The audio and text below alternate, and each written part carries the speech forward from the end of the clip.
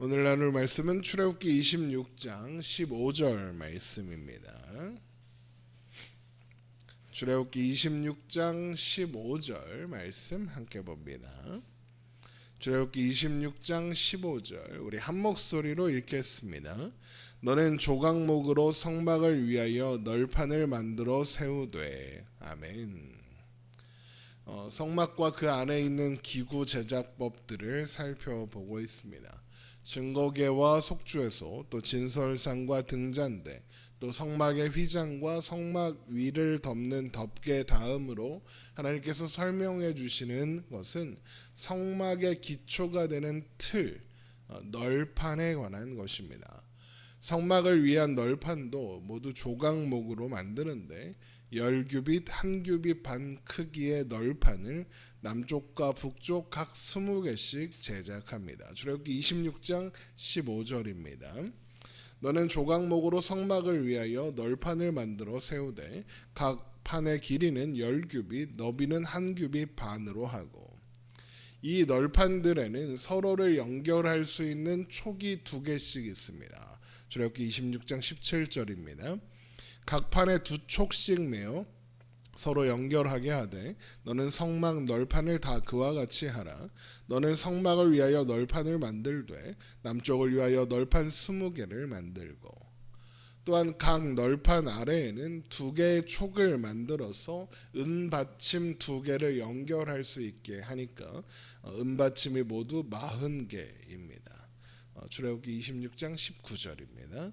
스무 널판 아래에 은받침 40개를 만들지니 이쪽 널판 아래에도 그 2촉을 위하여 2받침을 만들고 저쪽 널판 아래에도 그 2촉을 위하여 2받침을 만들지며 성막 다른 쪽 곧 그 북쪽을 위하여도 널판 20개로 하고 은받침 40개를 이쪽 널판 아래에도 2받침 저쪽 널판 아래에도 2받침으로 하며.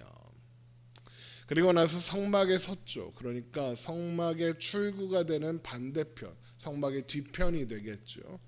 그쪽을 위한 널판은 6개, 남쪽과 북쪽 널판을 연결하는 널판을 2개, 그래서 총 8개를 만드는데 모퉁이를 위한 널판 2개는 2겹 두께로 해라 이렇게 되어 있습니다. 출애굽기 26장 22절입니다. 성막 뒤 곧 그 서쪽을 위하여는 널판 6개를 만들고 성막 뒤 두 모퉁이 쪽을 위하여는 널판 2개를 만들되 아래에서부터 위까지 각기 2겹 두께로 하여 윗꼬리에 이르게 하고 두 모퉁이 쪽을 다 그리하며 이렇게 되어 있죠. 이 8개 널판에도 은받침을 2개씩 총 16개를 둡니다. 출애굽기 26장 25절입니다. 그 8널판에는 은받침 16이니 이쪽 판 아래에도 2받침이요 저쪽 판 아래에도 2받침이라. 이 모든 널판은 조각목으로 만든 15개의 띠로 연결하게 되는데 그냥 봉 같은 거라고 생각하시면 됩니다. 그것을 연결하게 되는데 가운데 띠는 각 널판 가운데를 관통하게, 그러니까 나무가 있으면 나무 가운데로 지나가는 거예요. 하나는. 그리고 나머지 4개는 외부에 금고리를 걸어서 이 띠를 꿰어 연결하게 됩니다. 이렇게 제작된 15개의 띠와 각 널판 48개는 모두 금으로 싸게 되고요. 출애굽기 26장 26절입니다.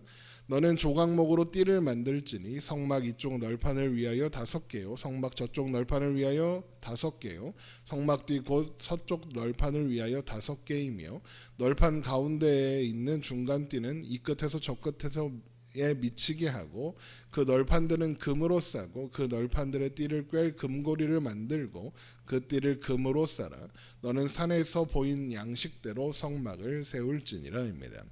이렇게 제작된 널판과 성막의 틀은 이런 모양이 되는 겁니다. 화면을 보시면 어떤 모양인지 대략 예상하실 수 있겠죠. 이제 저런 식으로 만들어지는 겁니다.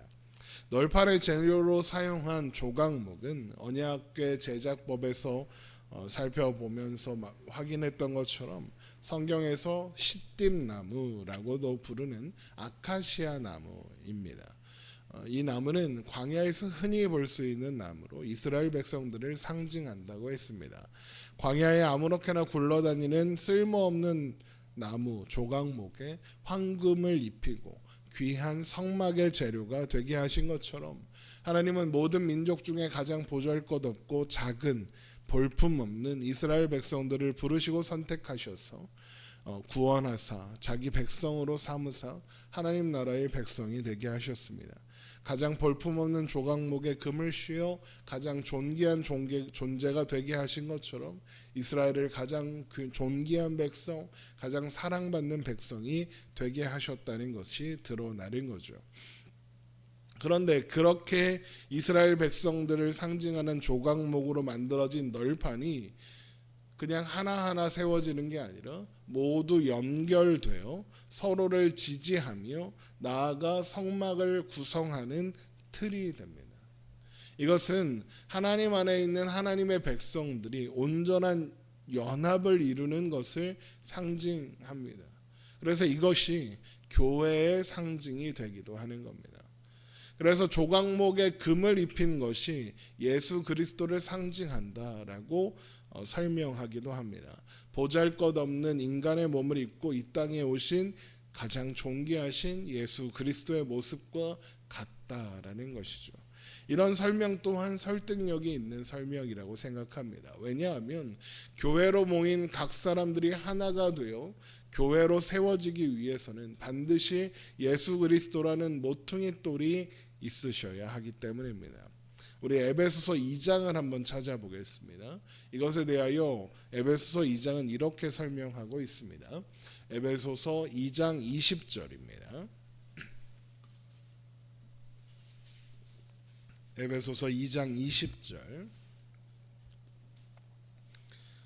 너희는 사도들과 선지자들의 터 위에 세우심을 입은 자라. 그리스도 예수께서 친히 모퉁이 돌 되셨느니라. 그의 안에서 건물마다 서로 연결하여 주 안에서 성전이 되어가고 너희도 성령 안에서 하나님이 거하실 처소가 되기 위하여 그리스도 예수 안에서 함께 지어져 가느니라. 이렇게 되어 있습니다. 예수님께서 친히 모퉁이 돌 되사 우리로 그 안에서 서로 연결되어 성전으로 하나님이 거하실 처소로 함께 지어져 가게 하셨답니다. 마치 성막의 널판들이 서로 연결되어 하나님이 거하실 처소인 성막을 이루는 기초가 되는 것처럼 말이죠. 이렇게 서로 연결되어 성막을 구성하는 틀이 되는 널판은 교회를 상징한다. 이렇게 설명할 수 있는 겁니다. 또한 각 널판을 세우기 위해 아래쪽에 설치하는 은 널판은 구속 혹은 구원을 상징합니다. 왜냐하면 성막에 사용되는 모든 은이 어디에서 나온 것이냐? 백성들이 낸 속전에서 나온 것이기 때문입니다. 우리 출애굽기 30장 11절을 한번 보겠습니다. 출애굽기 30장 11절입니다.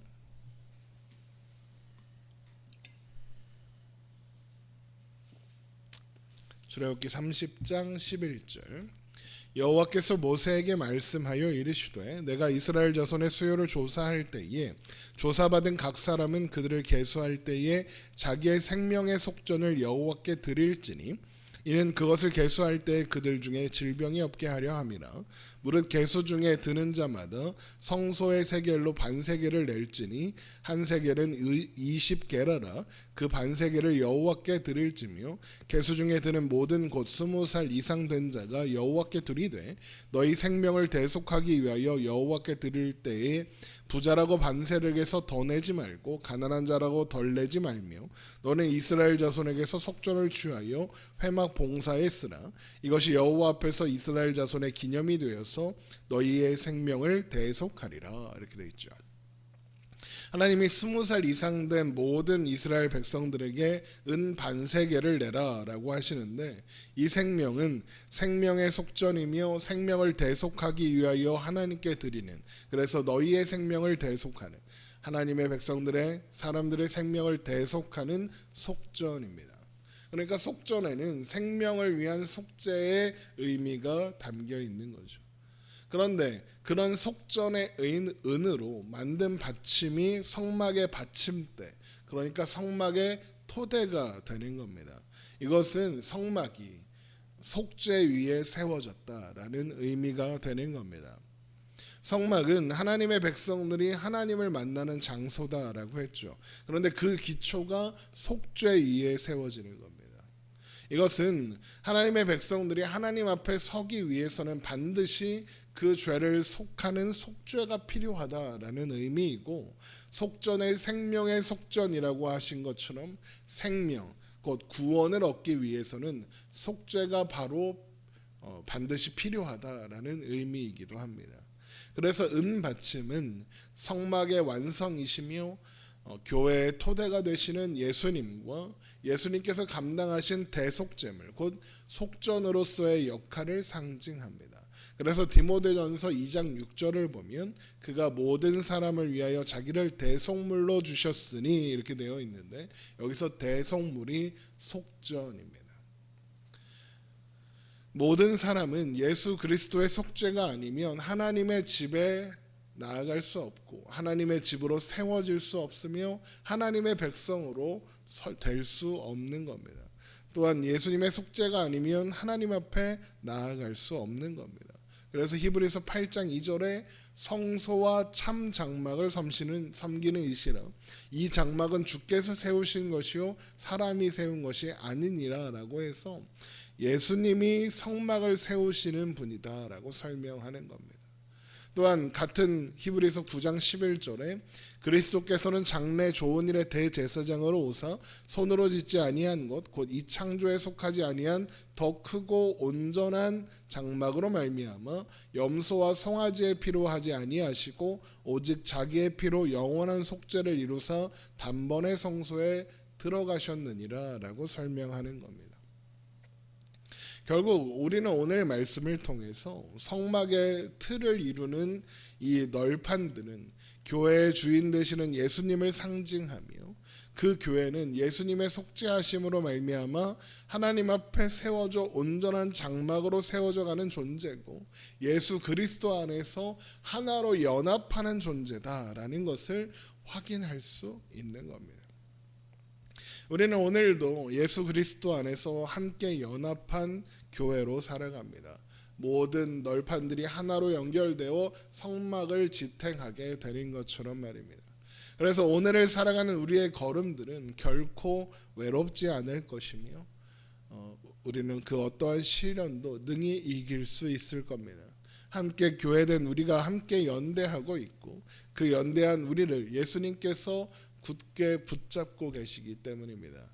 이렇게 교회되게 하시고 우리를 하나 되게 하신 예수 그리스도 그 이름을 바라보며 의지하며 오늘을 살아가는 저와 여러분 되시기를 주님의 이름으로 축원합니다. 기도하겠습니다.